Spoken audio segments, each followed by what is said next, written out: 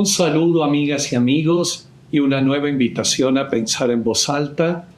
ahora con una fecha tremendamente dolorosa para nuestro país, el 26-27 de septiembre, que en el 2014 presenció una acción genocida o un crimen de lesa humanidad brutal en Iguala, en Guerrero, contra decenas y decenas de normalistas de la Normal de Ayotzinapa en Guerrero, campesinos, jóvenes llenos de ideales, que vienen de los sectores más pauperizados y con toda la energía y las ganas de servir a su pueblo desde el conocimiento.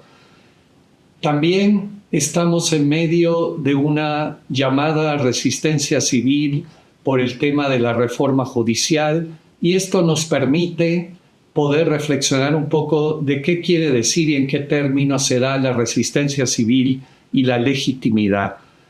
10 años sin verdad, sin justicia, de padres y madres y solidaridad nacional e internacional múltiple de esta lucha por la aparición con vida y por la justicia de los 43 jóvenes estudiantes de Ayotzinapa. Parece increíble estos 10 años donde no se ha podido avanzar casi nada en el tema de la aparición de los cuerpos y mucho menos en la justicia. La fuerza que tiene el ejército, la fuerza que tiene el gobierno anterior y toda la colusión de intereses e impunidades, porque ahí está el núcleo que se ha dicho reiteradamente de toda esta acción genocida. El gobierno no ha querido, no ha podido ir más allá y desnudar toda la complicidad de algo que el subsecretario Encinas y antes las madres y padres habían dicho con claridad: fue el Estado, y de eso no cabe la menor duda. Tenemos que seguir sumándonos, seguir poniendo nuestro cuerpo junto al de las madres y padres en esta resistencia civil de firmeza permanente que no ha cesado un solo día en estos 10 años y que ha tocado con el mayor grado de inhumanidad a estas familias y todas sus relaciones sociales.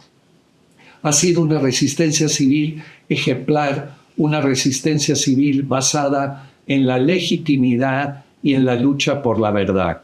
Por otro lado, el país está atravesado por algo que también se ha querido llamar resistencia civil, incluso poniéndole sus líderes empresariales la palabra pacífica al lado, algo completamente fuera de lugar y además basado en una cantidad de situaciones de ilegitimidad.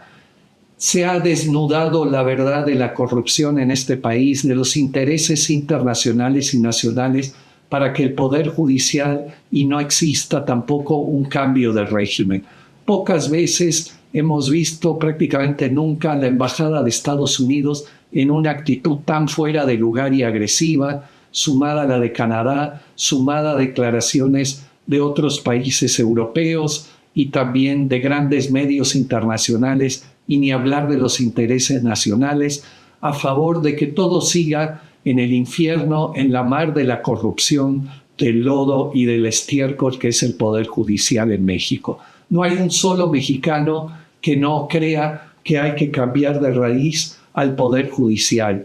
Cuesta creer que puntos como la elección de jueces por el pueblo, la necesidad de un tribunal disciplinario realmente justo y neutral, el plazo para las sentencias, la saneación de los sueldos y los privilegios del Poder Judicial, además el respeto a todos los derechos de los trabajadores, cuesta creer que eso no sea un consenso nacional. En realidad lo que hay es una profunda impunidad y deseo que las cosas sigan a partir de la corrupción de fondo que existe.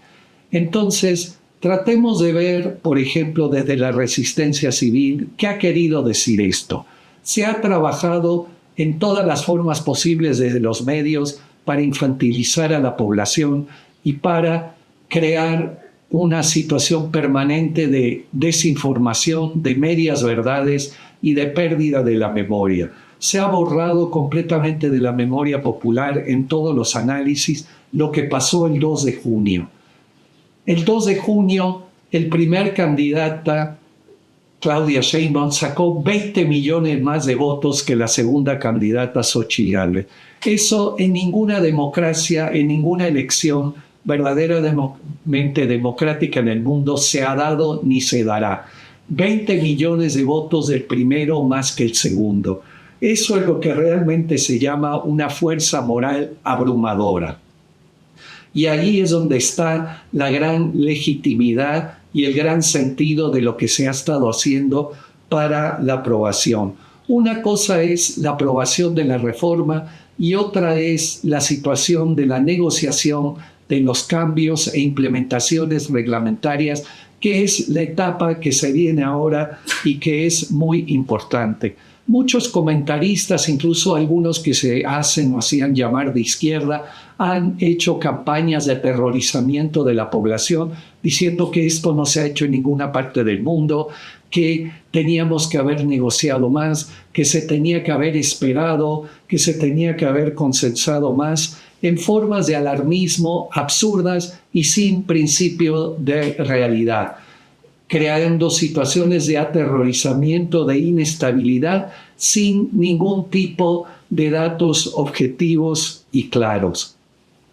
Se ha hablado que el voto de Yunes nace de la inmoralidad. Evidentemente es una situación donde el fin y los medios han sido manipulados, donde los medios han sido colocados en función del fin, y eso tiene un grado de ilegitimidad sin duda, pero es parte de la práctica política y es parte de un cálculo de alternativas y estrategias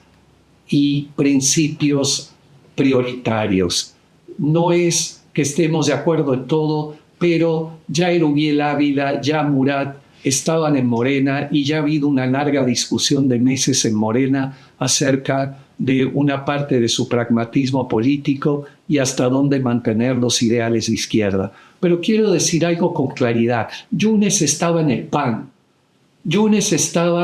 El PRIAN estaba en la mar de la corrupción con ese tipo de candidaturas. En todo caso, lo que hizo Morena fue negociar con un ladrón inmoral que estaba en un lado y llevarlo a su lado para un voto. Esto no hay que olvidarlo. El origen de Yunes y el problema de Yunes arranca antes que nada en el PRIAN. Y también quiero hacer una reflexión que me parece importante desde la resistencia civil. Lo que ha hecho Morena y sus aliados ha sido tomar la iniciativa, ha sido entender que si la reforma judicial no se aprobaba en este momento,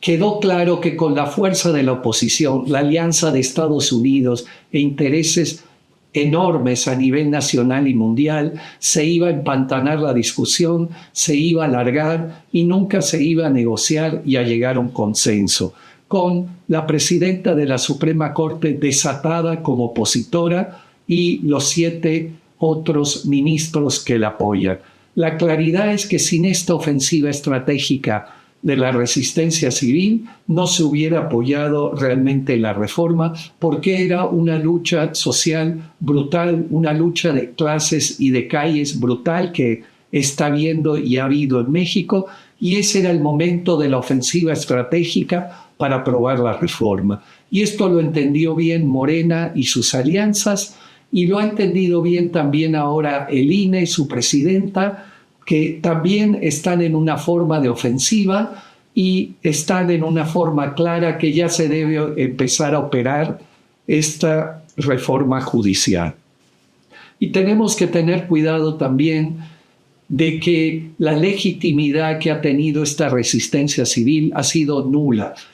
simplemente amparada en manipulaciones, en medias verdades, en aterrorizamientos de pérdida de derechos, que la base del Poder Judicial no los va a perder, incluso los va a aumentar. Los que sí van a perder derechos y privilegios inmorales son jueces, ministros y magistrados, que son los que han estado manipulando las bases. En entrevistas, en medios, en muchas declaraciones, no hemos podido captar con claridad ningún tipo de argumentos serios y concretos para justificar este tipo de resistencia civil. todas han sido generalidades de que es por la patria, por la libertad, por México, por la defensa de los derechos, cuando en realidad se ha explicado hasta el cansancio que no se van a tocar ningún tipo de derechos. Además, ninguna organizaciones sociales, poblaciones masivas, ni nada con dignidad y seriedad se han acercado a este movimiento que se hace llamar de resistencia civil, que tiene sus derechos de resistencia civil, pero no tiene nada de pacífico y de legitimidad.